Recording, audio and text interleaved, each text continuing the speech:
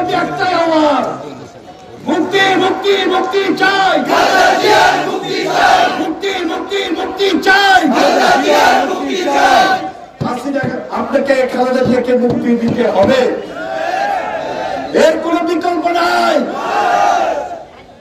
আজকে তিনি অসুস্থ, মুমূর্ষু অবস্থায় থাকলেও কারাগারে অন্তরীণ,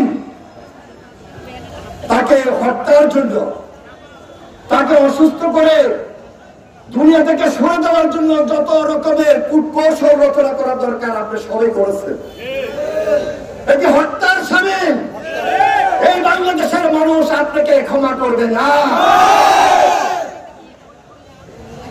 আজকে সারা বাংলাদেশে জেলা জেলা প্রোগ্রাম, ওই একই স্লোগান, মানুষ ঘুরে দাঁড়িয়েছে, মানুষ রুখে দাঁড়িয়েছে, মানুষ কাউন্টার দিচ্ছে, মানুষ রাজপথে নেমেছে। আমরা শুধু খালেদা জিয়ার মুক্তির জন্য রাজপথে নামে নাই, আমার ভোটের অধিকার প্রতিষ্ঠা করার জন্য আমি রাজপথে নেমেছি। কারণ খালেদা জিয়া মানেই বাংলাদেশ, খালেদা জিয়া মানে গণতন্ত্র, খালেদা জিয়া মানেই বাংলাদেশের মানুষ, বাংলাদেশের জনগণ, খালেদা জিয়া মানেই ভোটের অধিকার। এই অধিকার আমার আপনার। আজকে যদি স্বাভাবিক রাজনীতি থাকতো, আজকে যদি সত্যিকারের রাজনীতি থাকতো, তাহলে দেশনেত্রী বেগম খালেদা জিয়া মুক্ত থাকতেন, মিথ্যা মামলা দিয়ে তাকে সাজা দিতে পারত না। আর দেখেন, এই সর্বশেষ গত 20শে জুন উনি ভারতে গিয়েছেন, অবৈধ চুক্তি করেন নাই, দেশ বিরোধী চুক্তি করেন নাই। খালেদা জিয়া যদি মুক্ত থাকতো এই চুক্তি করতে পারত? আমার বুকের উপর দিয়ে রেল লাইন যাবে আর আমরা বাংলাদেশের মানুষ বসে থাকবো? এই হাসিনা তাকে মোংলা পোর্ট দিয়েছে ব্যবহার করার জন্য, পায়রা বন্দর দিয়েছে, চট্টগ্রাম পোর্ট দিয়েছে। আজকে যে চুক্তি করছে এই চুক্তি হলো একপাক্ষিক চুক্তি। বাংলাদেশের মানুষের ভাগ্যের পরিবর্তন হয় নাই। আমরা 1972 সালে 25 বছর যে গোলামি করেছি, এই গোলামির চুক্তি তার পিতার আমলে হয়েছে। আজকে আবার 52 বছর পর নতুন করে গোলামি চুক্তি পার্মানেন্টলি করার জন্য আজকে এই ধরনের চুক্তি ভারতে গিয়ে করছে। বাৎসরিক 26 বিলিয়ন যে ব্যবসায়িক সুবিধা তারা নিচ্ছে, বাংলাদেশে মাত্র সুবিধা পাচ্ছে 2 বিলিয়ন। রেমিটেন্স ইন্ডিয়া যেটা পায় বাংলাদেশ থেকে 1, 2, 3, 4 নম্বর হলো বাংলাদেশ থেকে শোষণ করে টাকা দিচ্ছে। আমাদের বাংলাদেশের মানুষ আন্দোলন ছাড়া কিছু বুঝে না। আন্দোলন সংগ্রামের মধ্য দিয়ে আমাদের জন্ম। আমরা যখন ছোটবেলায় স্কুলে যাই, আমরা রক্ষীবাড়ির অত্যাচার দেখেছি, আমরা রক্ষীবাড়ির অত্যাচার দেখেছি, নির্যাতন দেখেছি, 72 থেকে 75 দেখেছি। অনেক বয়স্ক মানুষ আছেন 72, 75 অত্যাচার, নির্যাতন, দুঃশাসন, দুর্ভিক্ষ দেখেন নাই? তার চেয়ে ভয়াবহ পরিস্থিতি। আর দেশনেত্রী বেগম খালেদা জিয়া 9 বছর এর সাথে বিরুদ্ধে আন্দোলন করেছে, সংগ্রাম করেছে, লড়াই করেছে।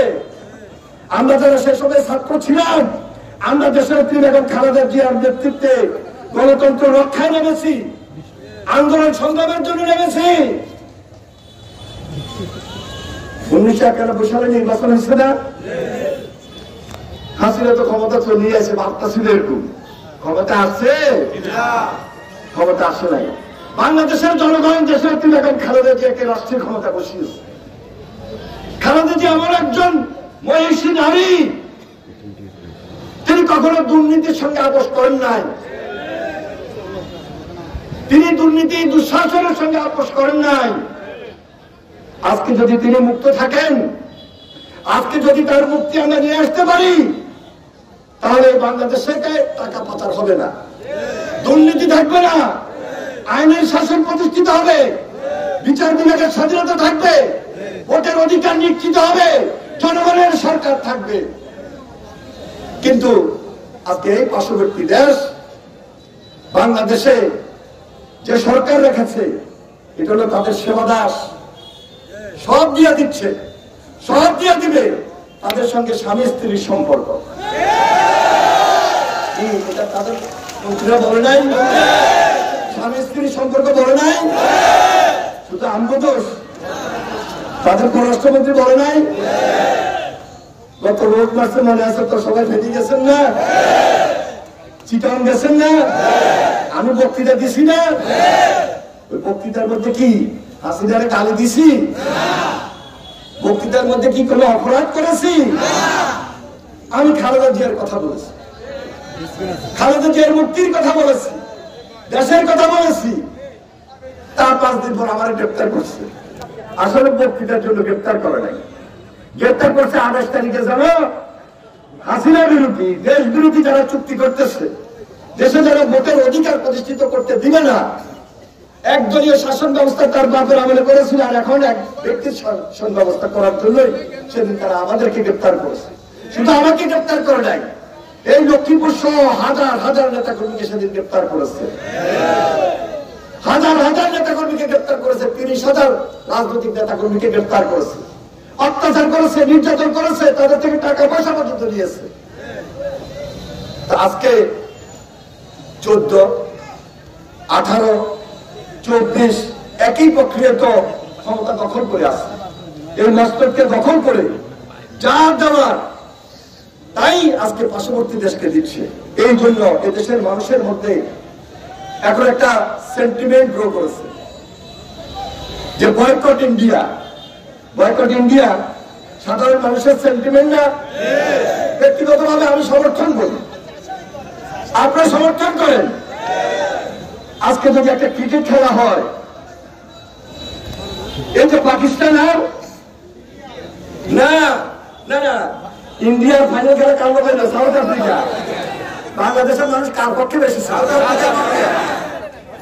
কিভাবে 2 নম্বরই করে রেজাল্ট হয়ে গেল? কিভাবে 2 নম্বরই করে রেজাল্ট হয়ে গেল? এরা হলো ক্রিকেটের আর বড়।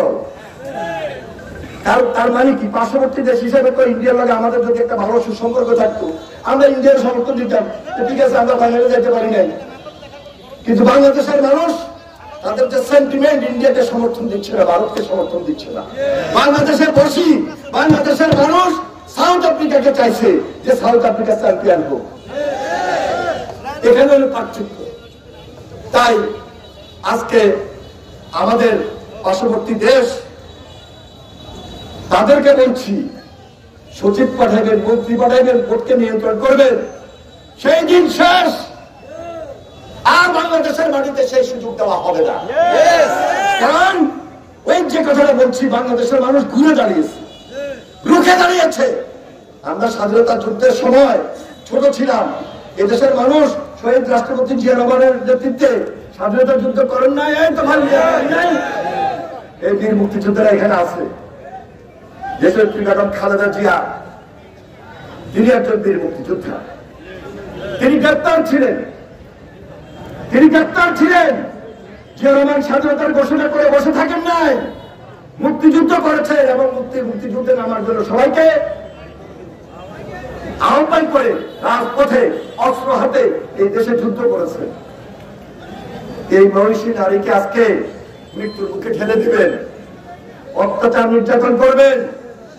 দেশের বেগম খালেদা জিয়াকে বিদেশে চিকিৎসার জন্য যাওয়ার সুযোগ দিবেন না। অবিলম্বে দেশের বেগম খালেদা জিয়াকে বিদেশে চিকিৎসার ব্যবস্থা করুন, অবিলম্বে মুক্তি দিন।